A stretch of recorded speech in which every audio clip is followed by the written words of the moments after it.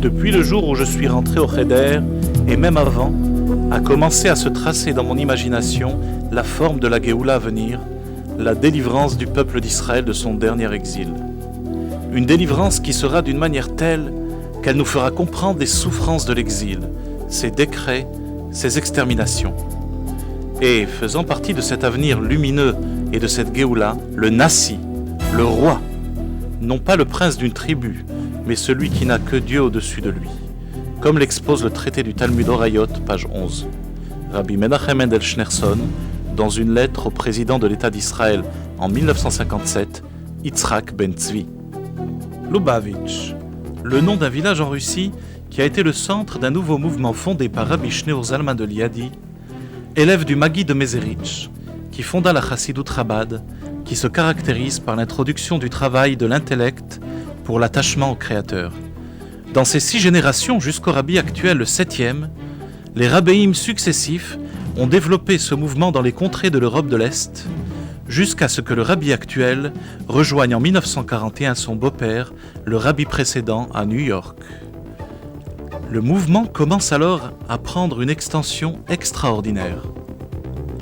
En 1950, il devient le 7e rabbi et annonce dès son premier enseignement que le rôle de notre génération est d'amener concrètement le dévoilement de Dieu dans le monde par la venue de Mashiach.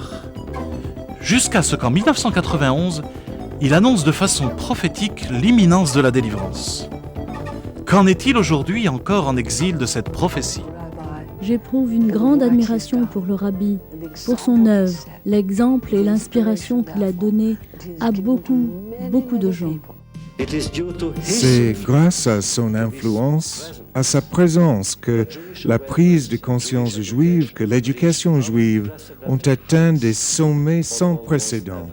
Il n'y a pas un endroit où les émissaires de Chabad n'aient pas diffusé ces paroles de tolérance ancrées dans Ahavat Israël, l'amour d'Israël qui, réellement par extension, signifie l'amour de l'humanité. Il possède les 2 qualités essentielles d'un chef religieux de grande envergure. La première consiste à avoir une vision réellement globale d'un futur idéal, celui qu'on appelle l'ère messianique. La deuxième qualité est l'incessante urgence et le sens pratique qu'il déploie à faire que cette vision devienne réalité. Ce sont ces 2 qualités, la vision prophétique et le sens pratique, qui se rencontrent en lui ainsi que dans le mouvement qu'il a transformé. C'est un mouvement qui possède une philosophie particulière, un mode spécial d'action. On peut rencontrer les chassidim de Chabad partout dans le monde. Ils font un travail très important. Mashiach, on y croit et puis on espère qu'il sera là le plus tôt possible. Plus que jamais, on a besoin, on attend le Messie pour qu'il puisse nous régler un peu nos relations entre hommes. Et je crois que ce sera grâce au Messie que la situation sera réglée. J'y crois fermement. Depuis très longtemps, le Rabbi nous a mis en nous là, une foi immense et une croyance en Hachem grandiose. Donc j'y crois toujours. Rabbi est toujours avec nous. Écoutez, je crois en la prophétie du Rabbi. Ça fait très longtemps qu'on attend la venue du Mashiach. Ça fait très longtemps qu'on nous dit qu'il va venir. Et on l'attend toujours. Enfin, moi j'y crois. Tout ce qu'il faut faire. Tout ce qu'on me dit de faire pour le Rabbi, pour le Mashiach qui vient, de suite je le fais. Essayer de faire le judaïsme au maximum de nos capacités, de nos possibilités, de l'appliquer plus exactement. Oui, toujours je crois, parce que tous les prophéties qu'il a fait, ça s'est réalisé. Comme pour la guerre du Golfe, pour l'Irak, il a dit que l'État d'Israël ne sera pas touché et n'était pas été touché. Je pense qu'il arrive, qu'il est là parmi nous déjà, et il arrive très très vite. Et tout va se concrétiser. Et pour moi, le Mashiach, ça a toujours été l'idée du Rabbi, et j'espère que ça continuera toujours dans... C'est ce que je m'attends en tout cas, personnellement.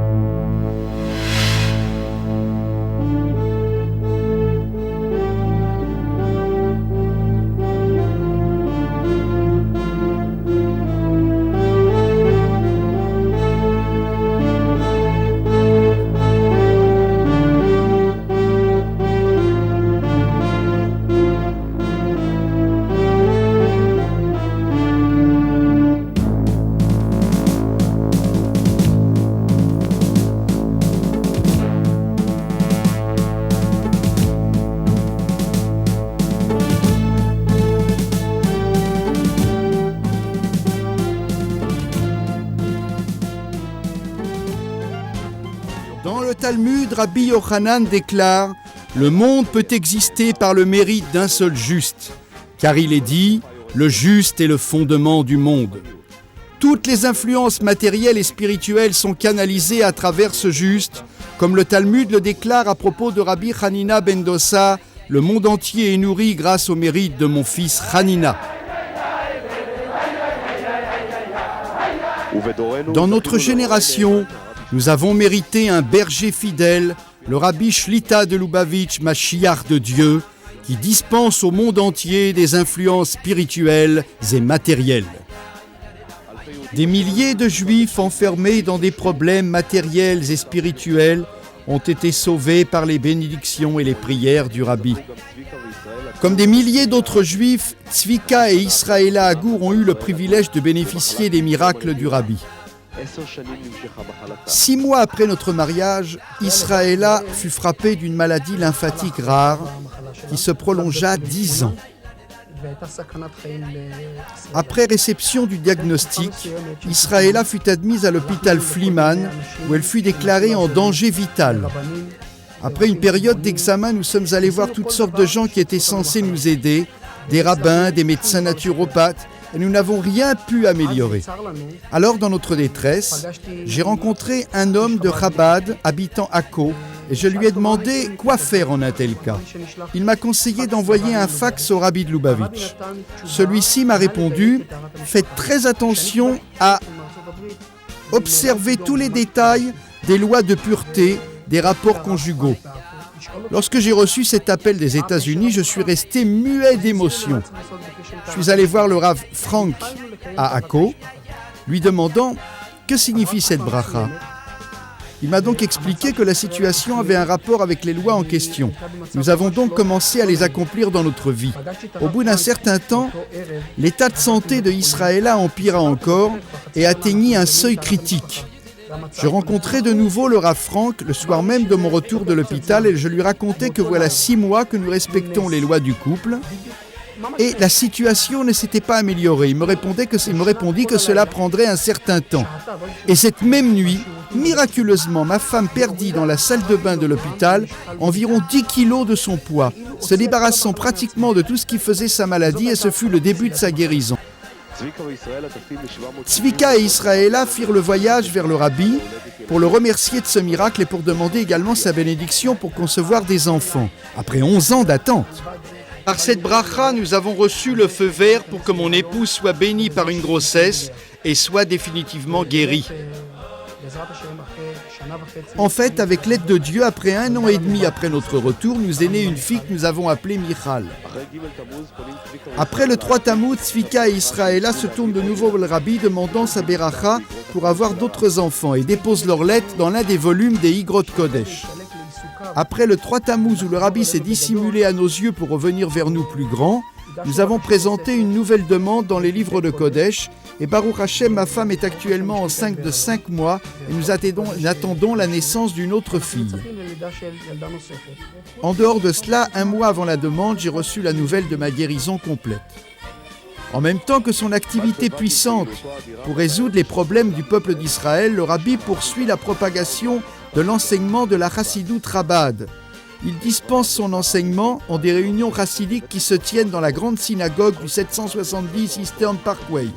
Toutes ces allocutions sont imprimées et diffusées dans les livrets appelés Dvar Malchut et sont étudiées par des millions de Juifs.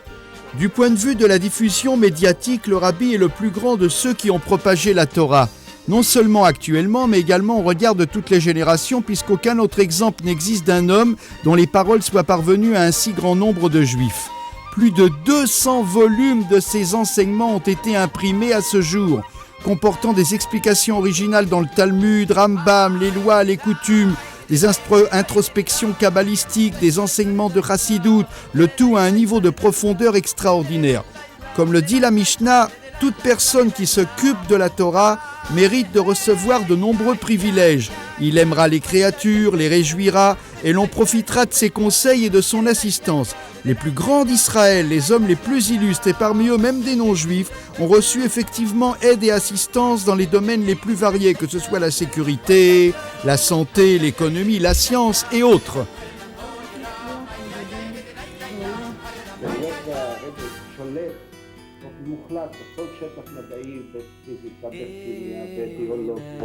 Le professeur Branover présenta au rabbi un projet nouveau pour créer de l'électricité qui soit meilleur marché et plus propre. Et la chose la plus étonnante est que le rabbi me montra sur mon projet 2 chiffres qui, selon lui, ne pouvaient pas être justes car ils ne correspondaient pas entre eux. Et mon équipe mit 8 mois de recherche avant de confirmer cette erreur. Le rabbi avait découvert l'erreur en quelques secondes, sans crayon et sans papier. Rien qu'avec la vision fantastique du tzaddik.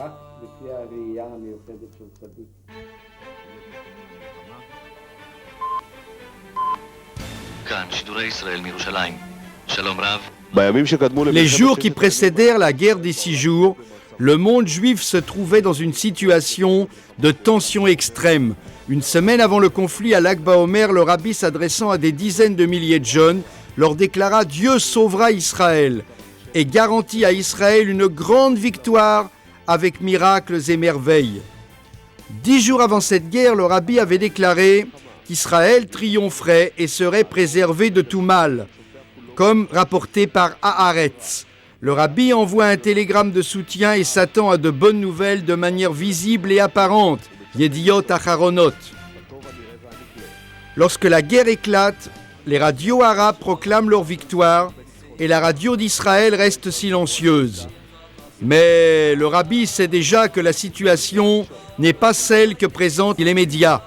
Il ajoute « Le Kotel Amaravi reviendra entre nos mains ». Pendant la guerre de position, le rabbi perçut le danger extrême d'un cessez-le-feu et déclara que les Égyptiens pourraient le violer en 24 heures et installer des missiles sur le canal de Suez. Il confie au général Yariv et à d'autres officiers que la ligne Bar-Lev n'était pas sûre et ne pourrait empêcher les Égyptiens de franchir le canal. Et la guerre de Kippour a prouvé à quel point il avait eu raison.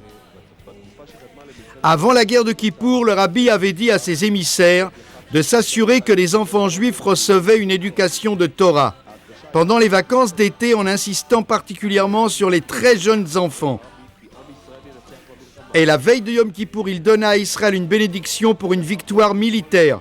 Lorsque cette guerre éclata, la presse rapporta que le rabbi avait prédit les conflits et leur issue victorieuse, comme il apparaît dans la missive qu'il a envoyée la veille de Yom Kippour. À propos du communisme, 27 ans plus tôt, le rabbi avait prédit que ce régime tomberait. Le rabbi me dit de contacter celui ou ceux que je pourrais joindre à Moscou et dans d'autres villes de l'Union soviétique et que les conditions s'amélioreront, que d'ici peu tous seraient libres. Attention, ceci se passait une semaine après que Gorbatchev soit venu au pouvoir.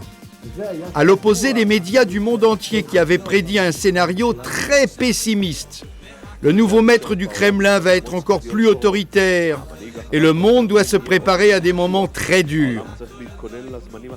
En 1987, le rabbi lança un appel pour l'établissement du projet d'absorber de futurs émigrants venant du RSS en Israël, déclarant que l'on devait déjà trouver des emplois pour eux. Et en 1990, ces prédictions se réalisèrent totalement et de grands miracles survinrent sur toute la terre. Les régimes communistes s'effondrèrent, les portes de la Russie s'ouvrirent toutes grandes et des centaines de milliers de juifs arrivèrent en Terre Sainte, préfigurant le rassemblement des exilés lorsque toutes les masses juives reviendront sur leur terre. Il y a 3 ans, Gorbatchev vient en visite en Israël et rencontre le professeur Branover.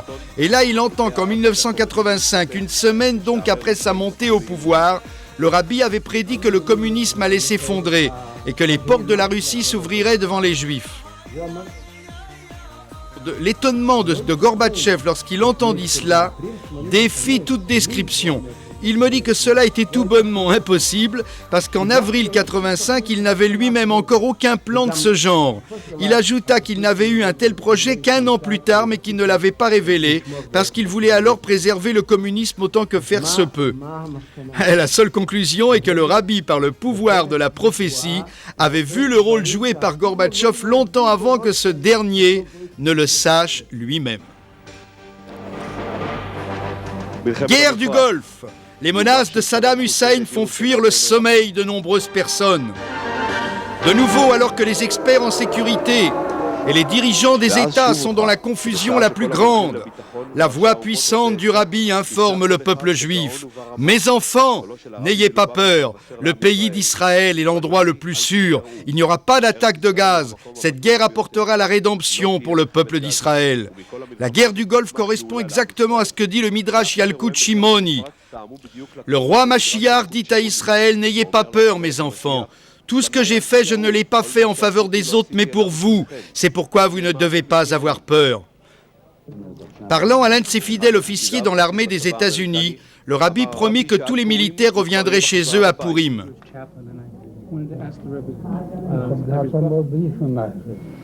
Des miracles étonnants se passèrent lorsque des immeubles entiers s'écroulèrent sans faire une seule victime. Et à Purim précisément, le peuple reçut l'information qu'il pouvait abandonner les masques. Le pays d'Israël était bien l'endroit le plus sûr du monde. Comme dans tous les cas, la prophétie du Rabbi s'était confirmée entièrement et dans tous ses détails, et l'enchaînement des événements avait suivi le Midrash à la lettre. Au moment où le roi Mashiach annoncera à Israël « Mes modestes enfants, le temps de votre délivrance est arrivé. »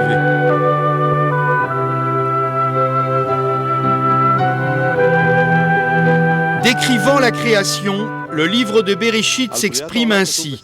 Le souffle de Dieu planait sur la surface des eaux, et nos maîtres le commentent, il s'agit de l'esprit du roi Mashiach. Depuis la création du monde, le but de tous nos actes et de notre service est d'instaurer l'époque du Mashiach lorsque la royauté de Dieu sera révélée dans notre monde physique conduit jusqu'à la perfection. Le Midrash Tanchuma dit « Dieu désire qu'on lui construise une demeure dans les mondes les plus bas. En clair, l'Éternel désire que le monde matériel soit le lieu où il demeurera, un lieu où il sera dévoilé dans toute sa gloire. Nous mériterons la révélation de la royauté divine lors de la rédemption totale et définitive dont parle le prophète Isaïe, et la gloire de Dieu sera alors révélée et toute chair verra que c'est la bouche divine qui parle, c'est-à-dire que nous percevrons la divinité dans ce monde. Le mal n'existera plus sur terre et le peuple d'Israël commencera à recevoir sa récompense. Rav Yitzhak Yadger. Au long des années de son activité dirigeante, le Rabbi a toujours rappelé que nous sommes la dernière génération de l'exil et du même coup la première génération de la rédemption. Plus tard, il parla de recevoir la délivrance toute proche, pas à la manière d'un souhait, d'un espoir ou d'une prière, mais comme une promesse, une chose certaine qui peut survenir à chaque instant sans aucun doute.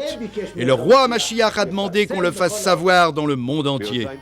Le 17 Tammuz 1991, le Rabbi déclare « Il est absolument certain, sans l'ombre d'un doute, que le temps de la délivrance est venu. » En Menachem Av de la même année, comme nous nous tenons sur le seuil de la rédemption, chaque juif doit se familiariser avec l'idée de la délivrance et préparer sa personne à cette réalité.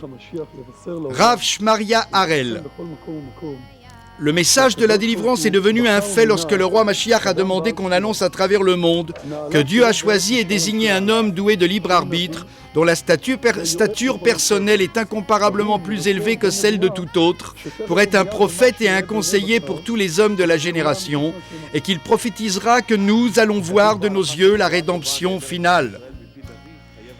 La halakha, la loi pratique, déclare que les paroles d'un prophète d'Israël ne peuvent que se réaliser, et que la prophétie de la délivrance ne sera transmise que par le roi Mashiach en personne.